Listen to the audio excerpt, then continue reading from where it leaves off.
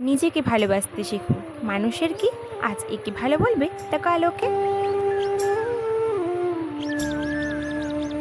গুণবতী বৌমা হওয়ার জন্য এতটাও সহ্য করো না যে সামনের জন তোমাকে খেলনা ভেবে নেয়। শ্বশুরবাড়ির সবাই মিলে একটা বৌমার খুশির খেয়াল রাখতে পারে না, আর ওরা আশা করে যে বৌমা সবাইকে খুশি রাখবে। আর এমনটাই কিন্তু হয়, বৌমা খুশি আছে কিনা সেটা কিন্তু কোনো ম্যাটার করে না, কিন্তু বৌমা যেন সবার খুশির খেয়াল রাখে। আর যারা আমাকে বলে না তুমি আত্মীয় স্বজনের সাথে মিলেমিশে থাকতে পারোনি বা শেখোনি কখনো, তো তাদেরকে বলবো সম্পর্ক টিকিয়ে রাখার মানে আর মিলেমিশে থাকার মানে যদি সবসময় নিজের অপমান করানো, নিচু হয়ে থাকা, সব কিছুতেই দোষী হওয়া আর আত্মসম্মান হারানো হয়, তাহলে হ্যাঁ, আমি সম্পর্ক টিকিয়ে রাখতে শিখিনি।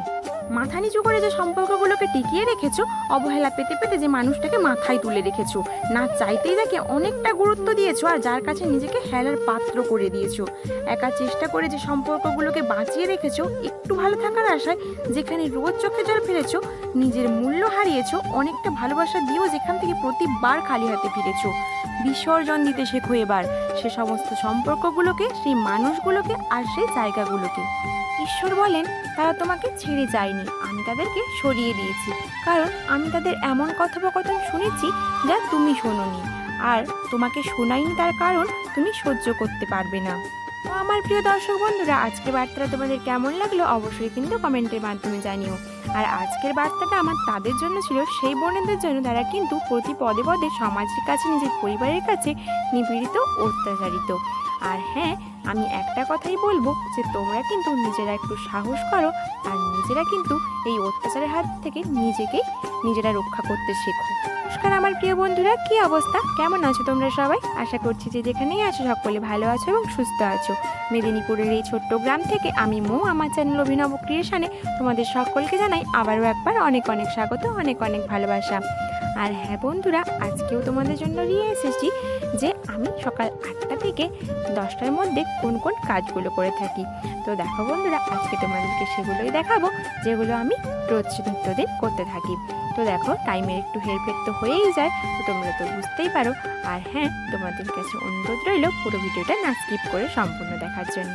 তাই হোক বন্ধুরা, আজকে তোমাদেরকে কিন্তু বাসি কাজকর্মগুলো আমি কিন্তু কিছুই শেয়ার করিনি, কারণ তোমাদেরকে আমি বলেইছি যে 8টা থেকে 10টার মধ্যে আমি যে সকল কাজকর্ম সারি সেগুলো কিন্তু তোমাদেরকে শেয়ার করব। তার জন্য দেখো, আজকে একটু দেরি করেই চান করেছি।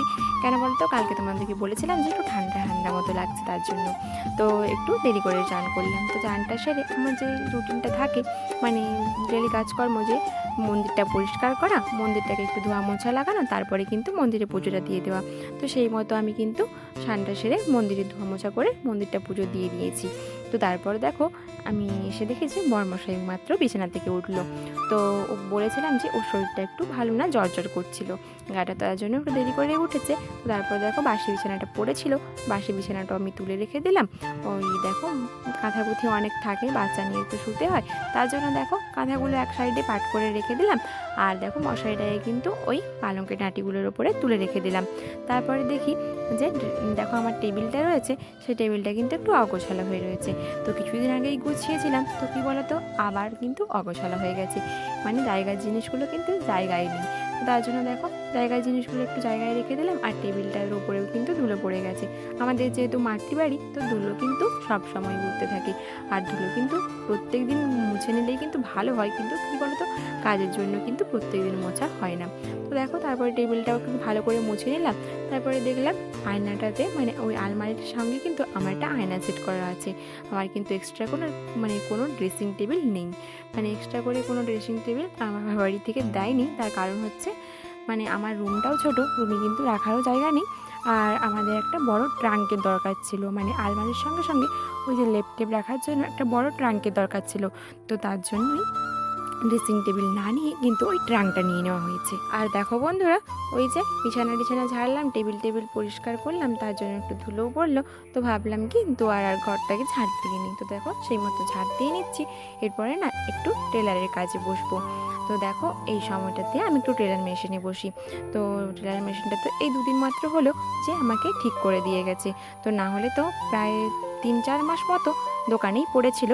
তো মানে ঠিক হচ্ছিল না, একবার আনলাম ঠিক করে, তো দেখলাম আবার সেম প্রবলেম হচ্ছে। তো তার জন্য আবার দোকানে দিয়ে আসতে হলো। এই যে 2 দিন মাত্র হলো বাড়ি এসছে। তো তো এবার একটু কাজ করব। তো পুরোনো কিছু মালপত্র কাটা রয়েছে, তো ওগুলোই কিন্তু এখনও কাজ হচ্ছে, নতুন মালের কিন্তু কোনো কাজ হচ্ছে না। তো আমাদের এখানে একটা ক্লাব মতো রয়েছে, ওখানে কিন্তু মাদুরের ব্যাগটা কাটানো হয়, ওই মাদুরের ব্যাগটা কিন্তুই আমি কাটাই। তো ওইগুলোর কাজ আমি করি টেলার মেশিনে।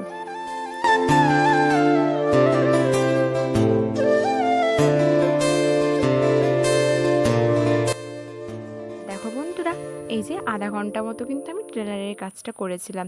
তারপরে কিন্তু বুঝোই তোমরা, বাচ্চা মানুষ আছে বাড়িতে, ওকে খাওয়ানো দাওয়ানো থাকে, তারপরে কিন্তু আমাকে রান্নাবান্নার কাজটাও কিন্তু করতে হবে।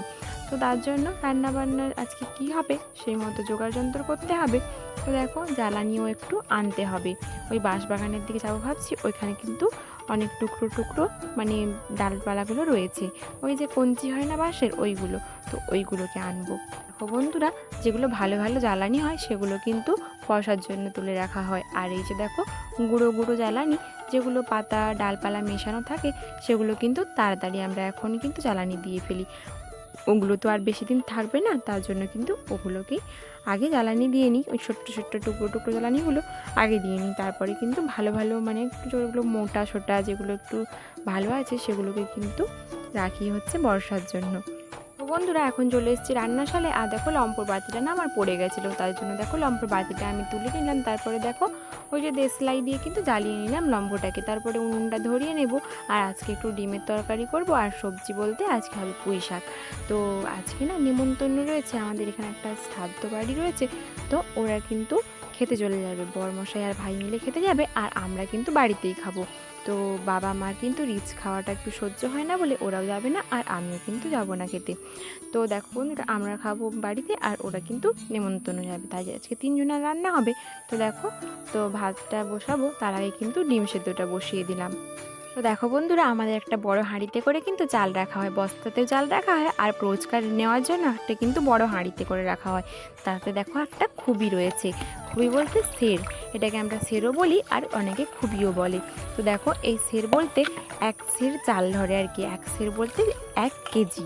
তো সেরটাতে আমি কিন্তু 1 সের নিলাম না, একটু কম নিলাম। তো সবাই থাকলে 1 সের নিতে হতো, তো মানে একটু চুর করে নিলে, এই খুবিটার একটু চুর করে নিলেই কিন্তু 1 সের হয়, আর একটু কম নিলে কিন্তু 1 সের হয় না। তো দেখো, একটু অল্প করেই নিলাম, তারপরে কারণ আমরা 3 জন খাবো আজকে।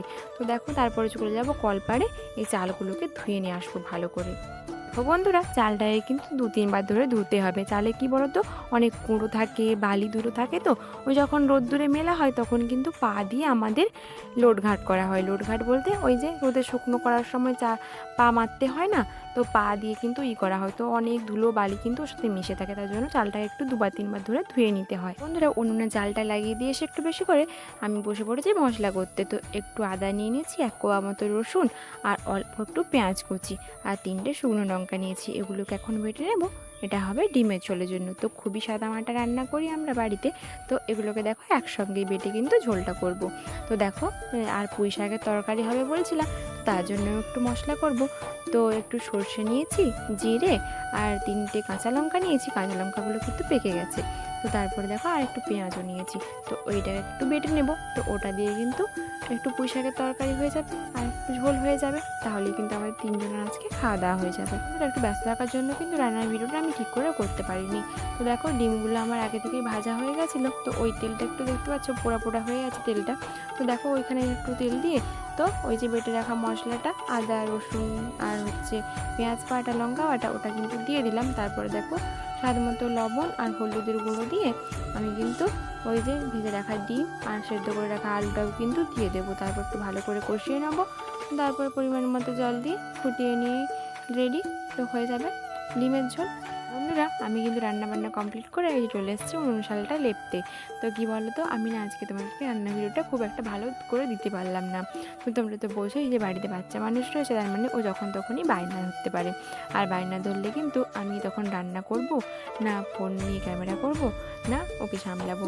তো রান্নাটা যা হোক করে নিয়ে কিন্তু ওকে সামলানো যাবে, কিন্তু ক্যামেরা ঠিক করে মানে সেট করে আমি রান্না করতে তখন কিন্তু একটু সময় লেগে যায়।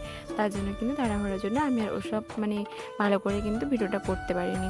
তো যাই হোক বন্ধুরা, তোমরা একটু মানিয়ে গুছিয়ে নিও। তো দেখো বন্ধুরা, এখন চলে এসেছি কলপাড়ে। তো রান্নার যে কড়াই আর খুন্তিটা ছিল ওটা কিন্তু ধুয়ে নিয়ে চলে এসেছি। আর বাবার কিছু পোশাকও জমা হয়েছে যেগুলো নোংরা হয়ে গেছে, তো সেগুলো কিন্তু মানে সকালে কিছু ধুয়ে মেলেছি, তো এখনও কিছু ধুয়ে মেলতে হবে। তো বুঝতে পারো বাচ্চা মানুষ তো মানে এখন একটু হাঁটতে পারছে, তো ও কিন্তু মানে বেশিরভাগ জামা কাপড় কিন্তু নোংরা করে, আর ও কিন্তু ধুলো খুব মাখে, মানে ধুলোতে বসে পড়ে এই করে আর পড়েও যায় মাঝে মাঝে। তো তখন জামা কাপড় ধুলোও হয়ে যায়, জামা কাপড়গুলো ভেজাবো তার জন্য নিয়ে এসেছি। তো দেখো বন্ধুরা, ভালো করে আমি কড়াইটা ছাই দিয়ে আর উনুনে যে পোড়া মাটি থাকে ওইগুলো দিয়ে মেজে নিই, কারণ যেই তেল ছিটে দাগটা হয়ে যায় ওটা উনুন মাটি দিয়ে ঘষলে কিন্তু খুব ভালোভাবে উঠে যায়। তারপরে দেখো এই যে কড়াই খুন্তিটা ধুয়ে নিয়ে কিন্তু আমি পোশাকগুলো ঝাঁকিয়ে দিয়ে চলে যাব। তারপরে আবার ওই কড়াইটা রেখে দিয়ে এসে আবার কিন্তু পোশাকগুলো গেছে মেলাবো।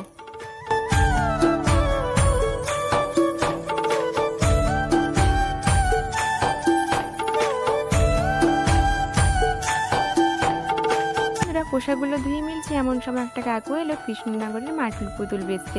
তো দেখো বন্ধুরা, মাটির পুতুলগুলো কত সুন্দর। আমি তো দেখেই মনে হচ্ছে আমি যেন সবগুলোই নিয়ে নিই, কিন্তু সবগুলো তো আমার নিতে এতটা মানে টাকা পয়সা নেই, আর এতগুলো এবার নিয়ে কী করব। দেখো তার জন্য আমি একটা লোকনাথ বাবাজির পট আর পুরীর জগন্নাথ মন্দির সহ ওই যে বলরাম সুভদ্রা জগন্নাথ তিনজনের একটা পট নিলাম। তো দেখো বন্ধুরা, এগুলো কিন্তু 30 টাকা করে দিতে পারো, না হলে একটা করে ছেঁড়া শাড়ি দিলে একটা একটা পট দেবে। তো দেখো বন্ধুরা, ভিডিওটা এই পর্যন্তই। দেখা হচ্ছে পরের একটা ভিডিওতে। ততক্ষণ তোমরা ভালো থাকো, সুস্থ থাকো, সবাইকে ভালো রাখো।